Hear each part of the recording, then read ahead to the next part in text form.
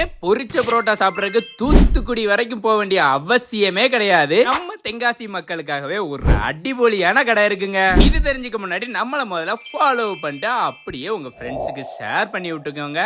Note பண்ணுங்கப்பா பின்றாம்பா. அது மட்டும் இல்ல, மியூசிக் கேட்டுட்டே சாப்பிடலாம்.